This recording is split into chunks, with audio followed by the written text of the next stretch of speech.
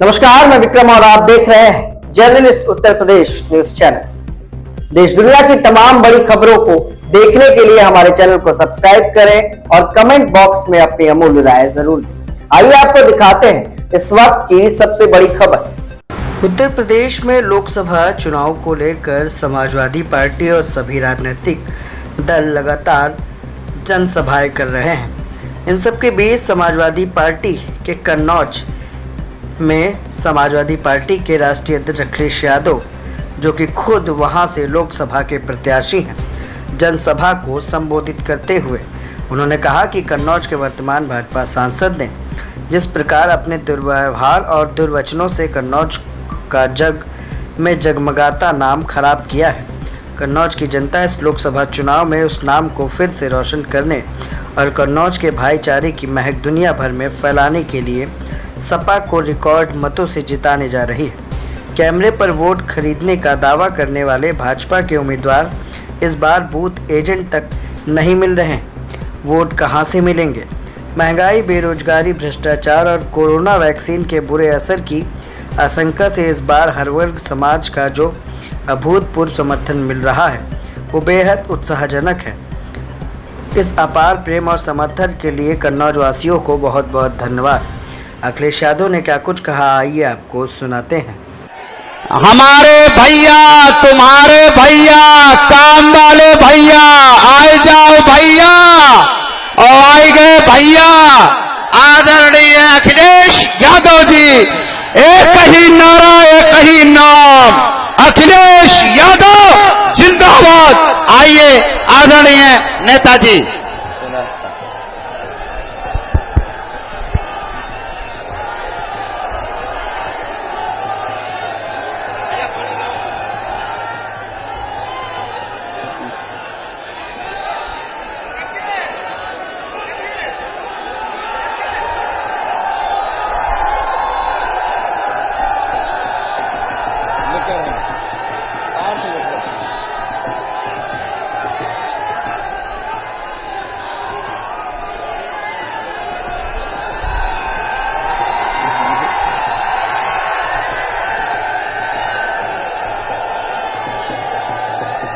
इस चुनावी जनसभा की अध्यक्षता कर रही कांग्रेस पार्टी की नेता उषा द्विवेदी, समाजवादी पार्टी के जिला के अध्यक्ष कलीम खान साहब, मंच पर उपस्थित इस क्षेत्र से कई बार रहे सांसद आदरणीय छोटे सिंह यादव जी, विधायक रेखा वर्मा जी, संचालन कर रहे अनिल पाल जी, ताहिर सिद्दीकी साहब पूर्व विधायक, राम अवतार सैनी जी, उमा शंकर बेरिया जी, राम रतन प्रजापति, मुनीष राठौर, कुक्खू चौहान, राजीव नाथ बेगा जी, राम शंकर लोधी, उदय राजपूत जी, पप्पू वाल्मीकि जी, श्रीमती कंचन कनौजिया, आकाश साखी जी, जिलाध्यक्ष आम आदमी पार्टी चंद्रकांत यादव जी, दिनेश पालीवाल जी, जिलाध्यक्ष कांग्रेस अनिल कठेरिया जी, शरद यादव जी, राघवेंद्र राजपूत, दिनेश बाथम जी, मनोज सैनी जी, समाजवादी पार्टी के हमारे महासचिव वर्मा और उपस्थित जो मंच पर हैं, बड़ी संख्या में हमारे सभी संगठन के नेता जो मंच पर हैं, इस चुनावी जनसभा में आए हुए हमारे आदरणीय बुजुर्ग माताएं, बहनें, नौजवान साथी, पत्रकार बंधुओं, मैं सबसे पहले आप सबका इस चुनावी जनसभा में आए हुए लोगों का बहुत बहुत आभार प्रकट करना चाहता हूं। मैं देख रहा हूं कि मैदान के चारों तरफ हमें सर ही सर दिखाई दे रहे हैं। हमारे मंच के बाईं तरफ जहां समाजवादी पार्टी के नेता कार्यकर्ता हैं, बड़ी संख्या में हमारे सपेरे भाई बहन भी आए हुए हैं। दाईं तरफ मंच के भी बड़ी संख्या में लोग दिखाई दे रहे हैं। जहां हेलीकॉप्टर खड़ा है वहां भी लोग दिखाई दे रहे हैं। आज की इस चुनावी जनसभा, ये जो चुनावी जनसभा में समर्थन आप लोगों ने दिया है, जो आप लोग सहयोग करने निकल पड़े हैं, अब इससे तो भारतीय जनता पार्टी का कन्नौज जिले से सफाया होना निश्चित है। मैं देख रहा हूं यहां लोगों का समुद्र हमें दिखाई दे रहा है। लोगों का समुद्र दिखाई दे रहा है चारों तरफ। साधन हो नहीं हो तब भी लोग अपने चले आए समर्थन के लिए। मुझे लगता है कि इस बार कन्नौज के लोग, इस बार कन्नौज के लोग देश के जो लोकसभा के चुनाव हो रहे हैं, जहां सबसे बड़ी जीतों में मुझे लगता है कि इस बार कन्नौज भी शामिल होने जा रहा है।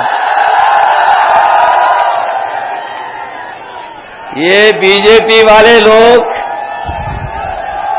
मुझे सुनने में आया है कि बीजेपी वाले लोग कुछ देर खुश हो गए थे, कुछ घंटों के लिए बड़ी खुशी मना रहे थे, कुछ ही घंटे खुशी मना पाए हैं। बताओ उनका हाल कैसा है अब?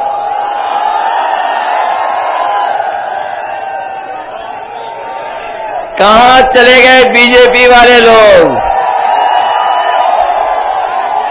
और इसलिए नहीं,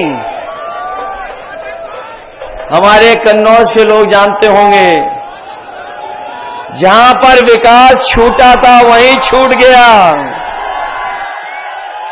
जहां विकास छोड़ा था हम लोगों ने,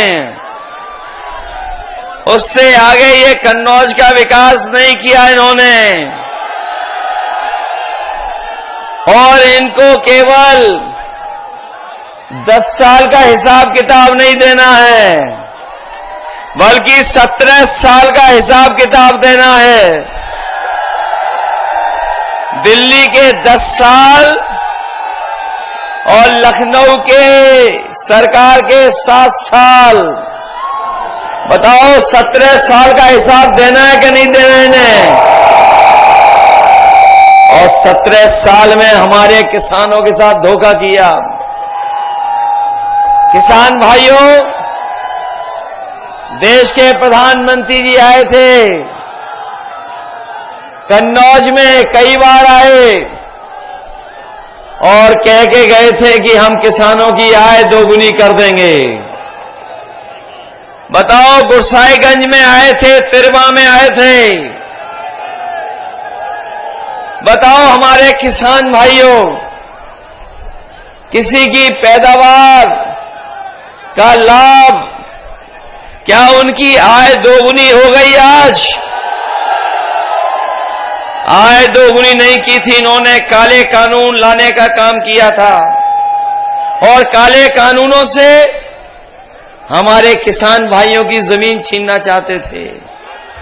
न केवल जमीन छीनना चाहते थे, बल्कि उनकी पैदावार की लूट करना चाहते थे। हमारे किसान भाई पूरे देश के दिल्ली में बैठ गए, धरना दिया। किसान आंदोलन को रोकने के लिए बीजेपी के लोगों ने आरसीसी की दीवार बनवाई थी, कील लगवाई थी। ट्रैक्टर में कोई डीजल नहीं भरवा सकता था, लेकिन हमारे किसानों ने परवाह नहीं की। दिल्ली सालों साल घेरे रहे और तभी दिल्ली से लौटे थे जब काले कानून वापस हो गए थे। 1000 किसान शहीद हो गया। इनकी सरकार में 1000 किसान शहीद हुआ है। थार से किसान की हत्या हुई है। किसानों पे, हम लोगों पे झूठे मुकदमे लगे हैं। लेकिन किसान पीछे नहीं झुका, अपनी एमएसपी की मांग कर रहा है। हम अपने किसान भाइयों को भरोसा दिलाते हैं, समाजवादी पार्टी, इंडिया गठबंधन और कांग्रेस पार्टी ने तय किया है, सरकार बनेगी तो अपने किसानों को एमएसपी का कानूनी अधिकार दिलाने का काम होगा। न केवल किसानों को एमएसपी का कानूनी अधिकार मिलेगा, बल्कि हमारे किसानों का कर्ज भी माफ करने का काम होगा। और कर्ज इसलिए माफ करना चाहते हैं, इन बीजेपी वालों ने उद्योगपतियों का, बड़े बड़े लोगों का तो कर्ज माफ किया, और जब कर्ज माफ करने का इन्होंने नियम बनाए तो नियम ये बनाया कि 5 करोड़ से ऊपर जिन लोगों का कर्ज है उनका कर्ज माफ हो जाएगा। हमारे किसान भाइयों बताओ, गांव के रहने वाले गरीब, इनका लाखों में हजारों में कर्ज होता है, इनका कर्ज ना माफ करना पड़े, इनका कर्ज बना रहे, कर्ज इनका और सर पे चढ़ जाए, इसलिए इन्होंने नियम बनाया था कि 5 करोड़ से ऊपर जिन लोगों ने कर्ज लिया है उनका कर्ज माफ होगा। बीजेपी के सरकार ने 16 लाख करोड़ कर्ज माफ कर दिया उद्योगपतियों का, बड़े लोगों का। हम अपने किसान भाइयों कह के जा रहे हैं, जिनका लाखों में कर्जा है, अगर वो करोड़ों में उद्योगपतियों का माफ कर रहे हैं तो अपने गरीबों का, किसानों का लाखों में जो कर्जा है वो माफ करने का काम होगा। ये हमारे नौजवान, ये जो नौजवान साथी हमें दिखाई दे रहे हैं, ये बीजेपी वाले गांव-गांव कार्यक्रम चलवा रहे थे, विकसित भारत यात्रा।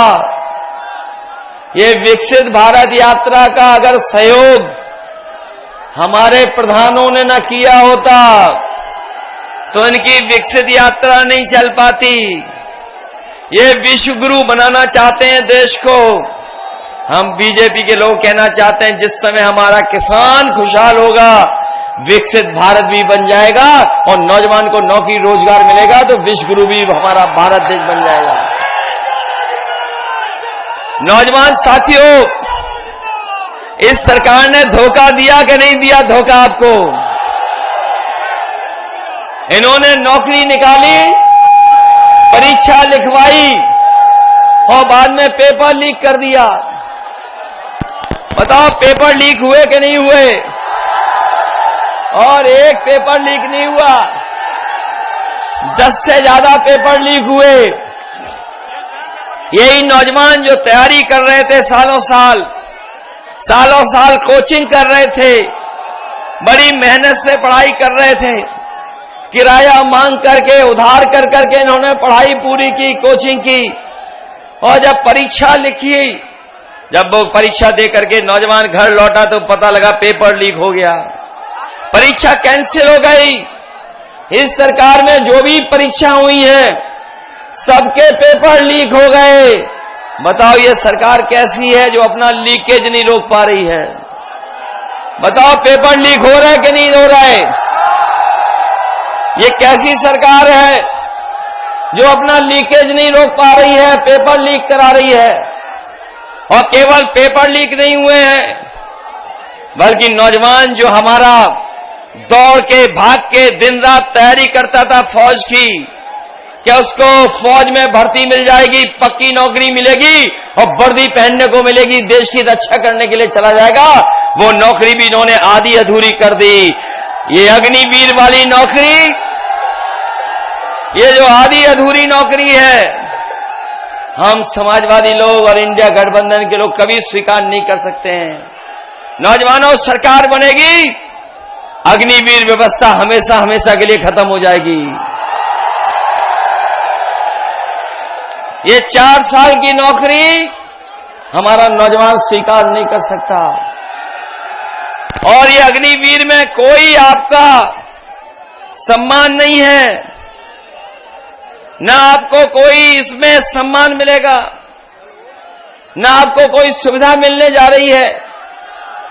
और अगर शहीद भी हो गए तो आपको सम्मान के साथ घर नहीं पहुंचाएंगे। याद होगा आपको, ये नेताजी ने किया था कि अगर कोई जवान शहीद होता था तो उसको सम्मान के साथ उसके घर परिवार तक ला करके उसको सम्मान देते थे। ये नेताजी का फैसला था। आज अग्निवीर अगर कहीं शहीद होगा तो उसको सम्मान नहीं दे रही सरकार। अभी पंजाब का 18 साल का नौजवान अग्निवीर में भर्ती हुआ और शहीद हो गया, उसको घर पहुंचाने के लिए सरकार ने एम्बुलेंस भी नहीं दी, न सम्मान दिया, न उस घर परिवार की मदद की। और जो एम्बुलेंस लेके भी आई थी वो सरकार की एम्बुलेंस नहीं थी। हम अपने साथियों को कहना चाहते हैं, बड़े बड़े विभाग जो सरकारी हैं उसमें सब नौकरी आउटसोर्स हो गई है, संविदा पे चली गई, कॉन्ट्रैक्ट पे चली गई, निजी हो गई। और ये जो हमारे खाकी वर्दी वाले कभी कभी आज तो अच्छा सहयोग कर रहे हैं, हमें आपको व्यवस्था में हमारी मदद कर रहे हैं, लेकिन कभी कभी खाकी वाले भी हम लोगों को डराते हैं। ये लोग भी समझ लें, अगर बीजेपी की सरकार आ गई तो फौज की भर्ती तो 4 साल की कर दी उन्होंने, इनकी 3 साल की नौकरी हो जाएगी। और ये नौकरी के बाद हमारे और आपके साथ ही घूम रहे होंगे। कभी कभी ये सवाल करते हैं कि ऐसा कैसे हो सकता है, ये कहते हैं ये कैसे हो सकता है। तो मैं उनसे पूछता हूं, बताओ क्या आपको पता था कि अग्निवीर 4 साल की नौकरी हो जाएगी? क्या आपको पता था कि बीजेपी के लोग हवाई जहाज बेच देंगे? क्या आपको पता था कि बीजेपी के लोग पानी के जहाज भी बेच देंगे, बंदरगाह भी बेच देंगे? क्या बेच देंगे? क्या आपको पता था LIC बेच देंगे? आपको नहीं पता था। आपको ये भी नहीं पता था कि आधी रात ये नोटबंदी कर देंगे। बताओ क्या पता था आपको? तो इसलिए जहां ये चुनाव हमारे आपका भविष्य का है, वहीं आने वाली पीढ़ी के भविष्य का भी चुनाव है। इसलिए बताओ, संविधान बचाओगे कि नहीं बचाओगे? ये जो संविधान बाबा साहब भीमराव अम्बेडकर जी ने दिया हम लोगों को, यही संविधान है जो हमें हक दिलाता है, यही संविधान है जो हमें न्याय दिलाता है, यही संविधान है जो हमारी संजीवनी है, यही संविधान है जो हमारे और आपके बीच में गैर बराबरी खत्म करने के लिए आरक्षण हम लोगों को देता है। ये सरकार संविधान को खत्म करना चाहती है, लोकतंत्र को खत्म करना चाहती है, और ये हमें आपको ये जो एक वोट देने का अधिकार है उसको भी छीनना चाहती है। लेकिन हम उनको बता देना चाहते हैं, जो संविधान बदलने के लिए निकले हैं उसको ये सब लोग मिलकर के बदलने का काम करेंगे। बताओ बदलोगे कि नहीं बदलोगे? और ये जो डबल इंजन की सरकार है, इनके आपने होर्डिंग देखे? इनके होर्डिंग लगे बड़े बड़े शहरों में। ये जो डबल इंजन की सरकार के होर्डिंग लगे हैं, बड़े बड़े होर्डिंग, और उस होर्डिंग में देख लो एक इंजन पहले से ही गायब है, और जो कन्नौज का खटारा इंजन है उसको जगह ही नहीं मिली है, उन्होंने पहले ही गायब कर दिया उसको। और जो खटारा इंजन का है उसका पुलिस से बहुत पुराना प्रेम है। हमारे पुलिस के भाई भी लोग भी बहुत प्रेम करेंगे उनको इस बार चुनाव में।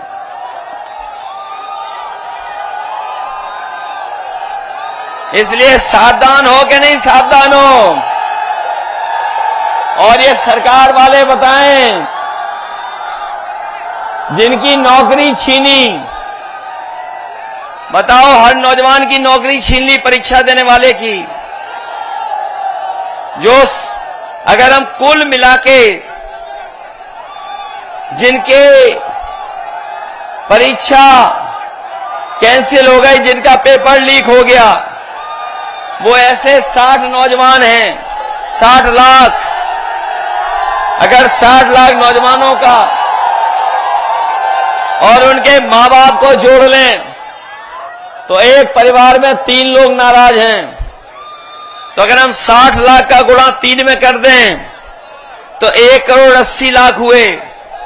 और यही 1 करोड़ 80 लाख का अगर हम भाग दे देंगे 80 लोकसभाओं से, तो बताओ इनका 2,25,000 वोट कम हो गया कि नहीं हो गया? हो गया 2,25,000 कम वोट। तो बताओ बीजेपी बचेगी कैसे इस बार? क्या बचेगी बीजेपी इस बार? और इस बार तो हमारे क्षत्रिय भाइयों ने, हमारे क्षत्रिय भाई इस बार तलवार से नहीं, मतवार करने जा रहे हैं। मत का वार करेंगे इनके ऊपर।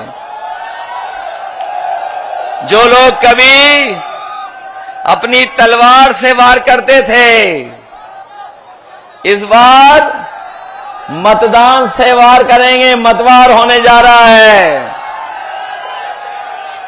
बताओ, मतवार होगा इनके खिलाफ कि नहीं होगा? हमारे लोधी समाज के लोग जो मेहनत करते हैं खेत, और हमारे गांव से लेकर के खेती बाड़ी से लेकर के अर्थव्यवस्था को अच्छा बनाते हैं। सोचिए, शाम के समय पर बीजेपी के नेता क्या कह रहे थे कि लोधी समाज का वोट तो हम, क्या कह रहे थे?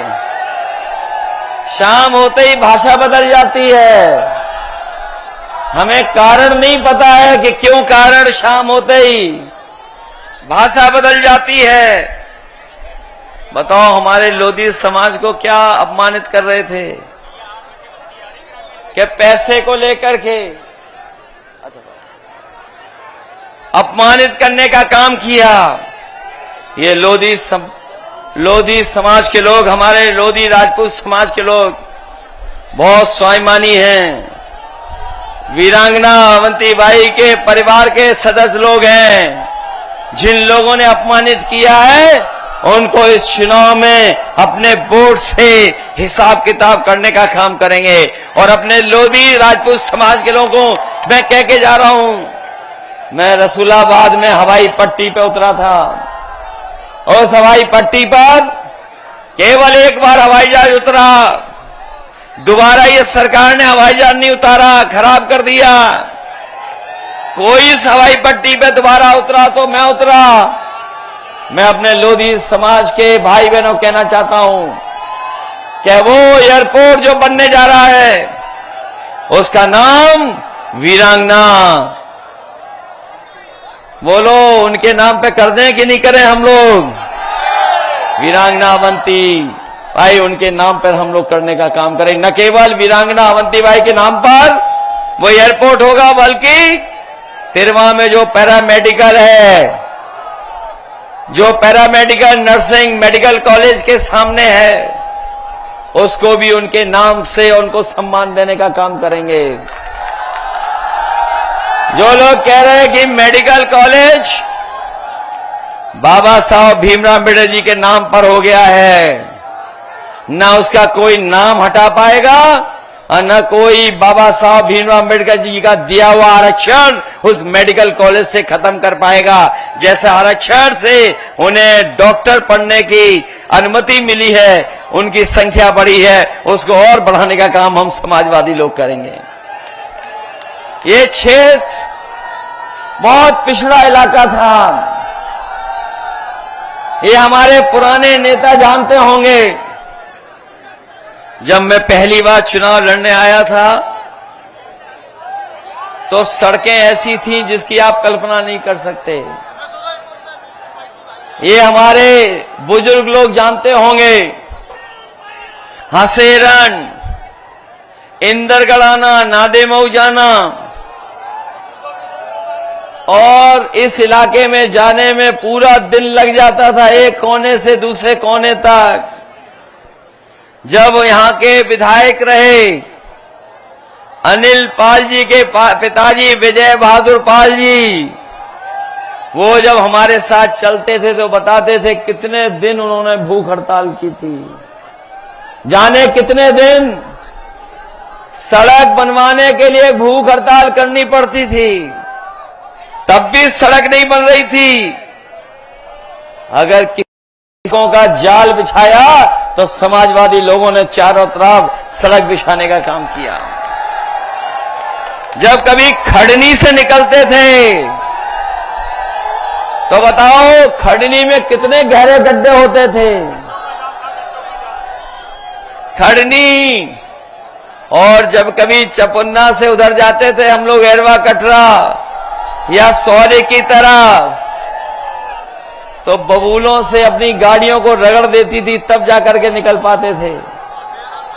बताओ आज शिवराम सौरे एरवा कटरा 4 लेन की सड़क है कि नहीं है, बताओ आप। ये सब सड़कें हो गई ऑटमेज क्या नहीं हो गई।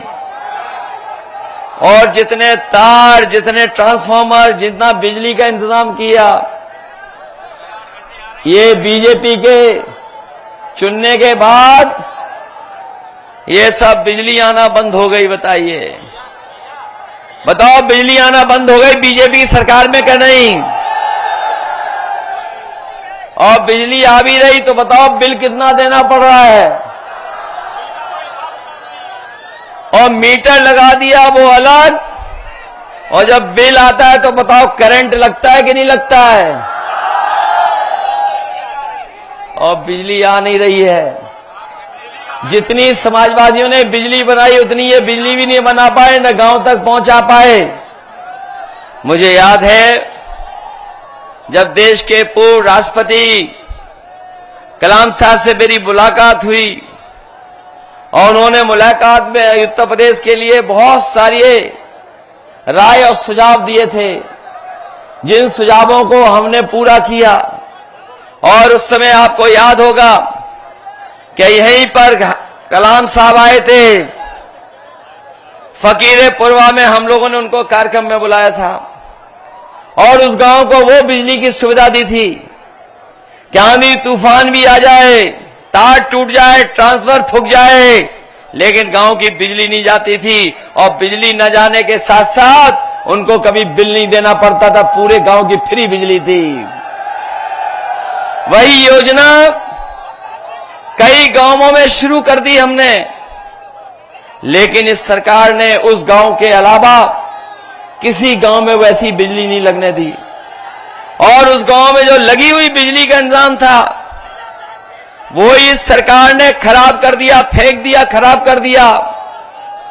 आज उस गांव के लोग उस बिजली के प्लांट से बिजली नहीं पा रहे, उन्हें कोई सुविधा नहीं दी। ये बताइए धोखा हुआ क्या नहीं हुआ।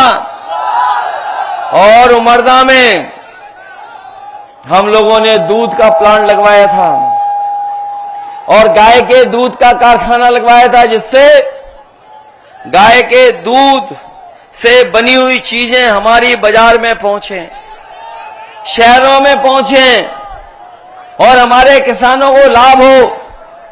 मैंने उस समय कहा था, आपको याद होगा, कि अपने किसान भाइयों को अगर भैंस के दूध से 4 रुपए ज्यादा पैसे में हमें प्रति लीटर अगर दूध खरीदना पड़ेगा, तो अपने गांव में रहने वाले किसान भाइयों के गायों का 4 रुपए महंगा दूध खरीद करके उस कारखाने को चलाएंगे।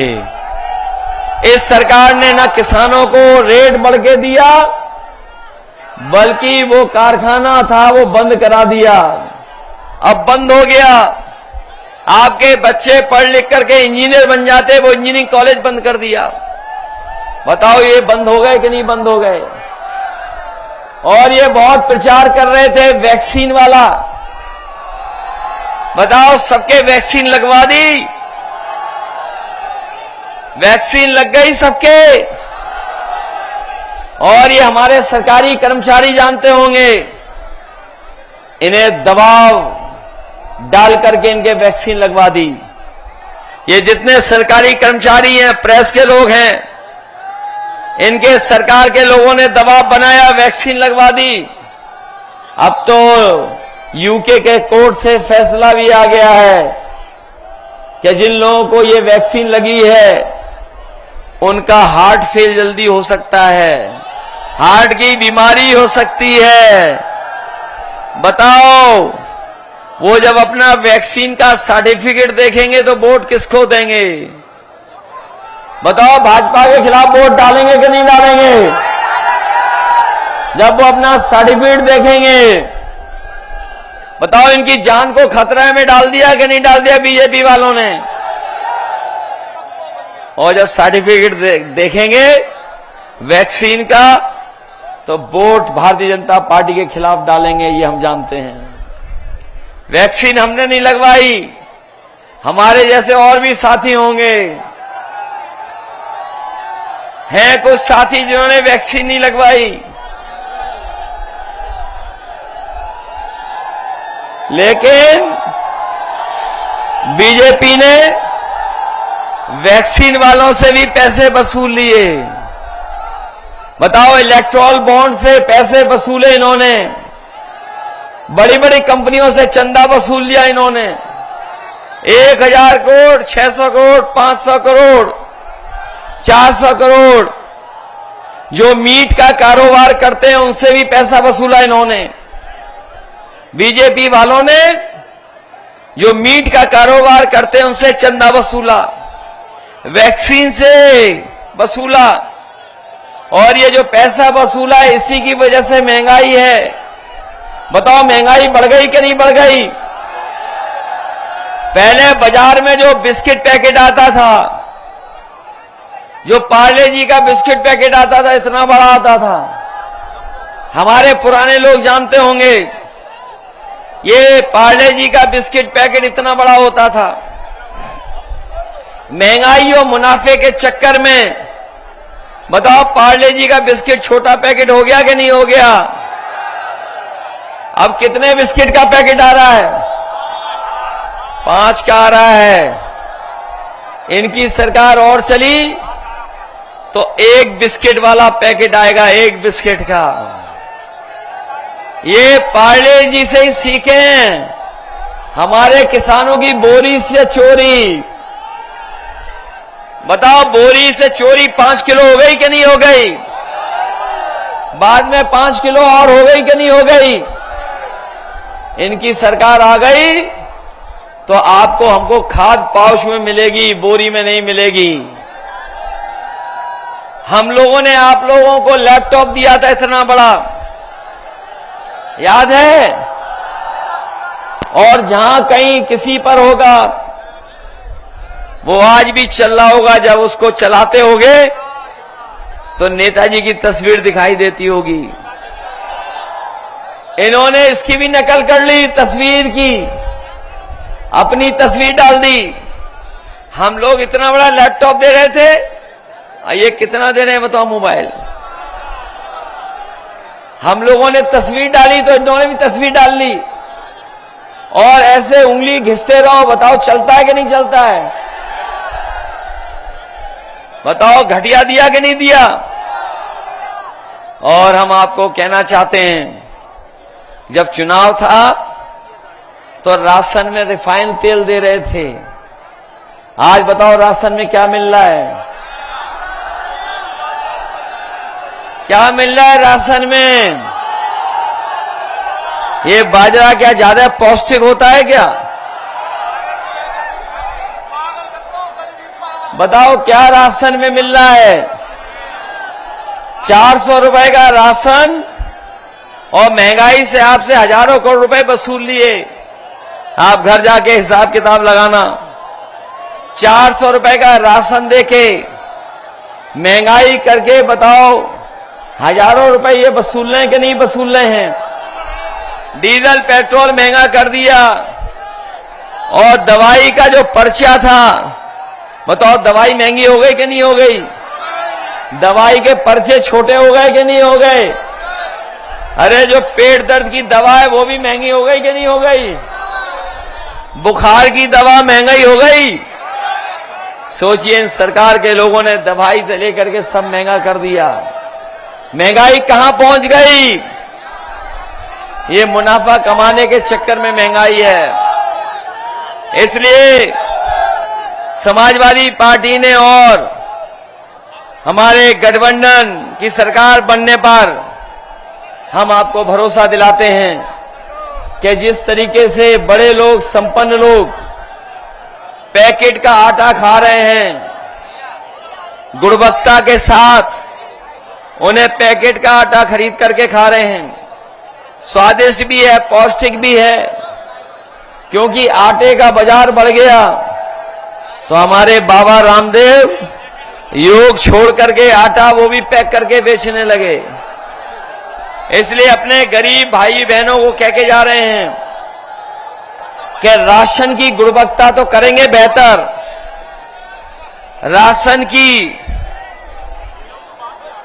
गुणवत्ता तो करेंगे बेहतर, राशन की गुणवत्ता के साथ अपने गरीबों को पौष्टिक पैकेट का आटा के साथ साथ डाटा फ्री देने का काम करेंगे। डाटा इसलिए, डाटा, आटा पौष्टिक और फ्री डाटा देने का काम करेंगे, क्योंकि आज डाटा से ही सब कुछ चल रहा है। मोबाइल से लेकर के सब जानकारी हासिल हो रही है। इसलिए हम लोग आपकी मदद करेंगे, विकास करेंगे। यही हसेरन हमारे सांसद जी ने गोद लिया था, गोद लेकर के भूल गए, गोद लेके गोल कर दिया उन्होंने विकास। यहां पर हमारे शिक्षा मित्रों को भी धोखा दिया इन्होंने। ये हमारे अनुदेशक है, इनके साथ भी न्याय नहीं किया है। हर वर्ग के लोगों को दुख पहुंचाया इन्होंने। इसलिए मैं जानता हूं इस बार कन्नौज की सुगंध नकारात्मक राजनीति करने वालों के लिए, नकारात्मक भाषा बोलने वालों के खिलाफ मतदान करने जा रही है। इस चुनाव में नकारात्मक नैरेटिव और नकारात्मक राजनीति करने वालों का सफाया होगा। सफाया करोगे आप लोग? अपनी माताओं बहनों के लिए पढ़ाई से लेकर के इंडिया गठबंधन ने तय किया कि इन्हें लखपति कैसे बनाया जाए। इन्हें लखपति साल में बनाने का काम भी इंडिया गठबंधन की सरकार में होगा। 30 लाख नौकरियां जो खाली पड़ी हैं सरकारी विभाग में, वो भरी जाएंगी और अपने किसानों से लेकर के नौजवानों को सुविधा दी जाएगी। बताओ, मदद करोगे आप लोग? अभी तक जहां जहां प्रचार कर रहे थे हम लोग दूसरों के लिए सहयोग और मदद मांग रहे थे, दूसरों के लिए अपील कर रहे थे जनता से। लेकिन कन्नौज आते आते हमें अपने लिए भी आपसे मदद मांगनी पड़ रही है। बताओ, आप लोग हमारी मदद करोगे? अभी तक तो औरों के लिए वोट मांग रहे थे। बताओ, वोट देकर के हमारे जिताओगे हमें? ये सही है। बड़ी राजनीति में हम लोग बड़ी राजनीति में उलझ गए। हम लोगों ने नेताजी खोने के बाद नेताजी के इस आंदोलन को आगे बढ़ाने का काम किया है। न केवल हम लोगों ने नेताजी को खोया, हमें याद है जब पहला हमारा चुनाव था तो हीरालाल यादव जी भी थे, वो भी यहीं से विधायक रहे। विजय बहादुर पाल साहब भी थे, बहुत सारे और नेता, अनिल दौरे से लेकर के और नेता थे, कप्तान सिंह यादव जी थे। बहुत सारे नेताओं के साथ उस समय उन्होंने हम लोगों को चलना सिखाया, राजनीति में आगे बढ़ाया उन लोगों ने। आदरणीय छोटे सिंह यादव जी हैं और हमारे नेता हैं जो पहले दिन से जब चुनाव में लड़ना शुरू किया हूं तब से साथ हैं और हम लोगों ने ईमानदारी से कन्नौज लोकसभा का जो कुछ विकास हो सकता है हम लोगों ने विकास कराने का काम किया। इस क्षेत्र में सड़क, बिजली, पानी से लेकर के जो सुविधाएं दे सकते थे दी हैं। और एक समय ऐसा आया था देश और दुनिया की जब सबसे बेहतरीन सड़क बनानी थी तो हमने उसकी लाइन अपने कन्नौज से ही बीच से गुजारने का काम किया। आज जो सड़क बनी है आगरा लखनऊ एक्सप्रेसवे, यहां से जब चढ़ जाते होगे उस पे तो महसूस करते होगे कैसी सड़क बनी है। बताओ, सड़क बना दी ऐसी, दिल्ली लखनऊ को जोड़ दिया कन्नौज से और बिना भेदभाव के समाजवादियों ने काम किया। ये एम्बुलेंस जो चल रही थी गरीबों के लिए, इस सरकार ने एम्बुलेंस खराब कर दी। हमारी माताएं बहनें अगर इलाज के लिए जाएं तो एम्बुलेंस अब समय पर नहीं आती। एम्बुलेंस आ भी जाए तो अस्पताल में इलाज और दवाई नहीं है। इन्होंने न केवल एम्बुलेंस बर्बाद की बल्कि अस्पतालों में इलाज, दवाई कुछ नहीं रखा। ये पुलिस को 100 नंबर गाड़ी दी थी। आप पुलिस को जब बुलाते हो तो जैसे 12 बढ़ गया वैसे ही इन्होंने अपना वसूली भी बढ़ा दी और 100 नंबर मिलाते हो, घटना में पहुंचती है, दोनों पक्षों से पैसा वसूल लेती है।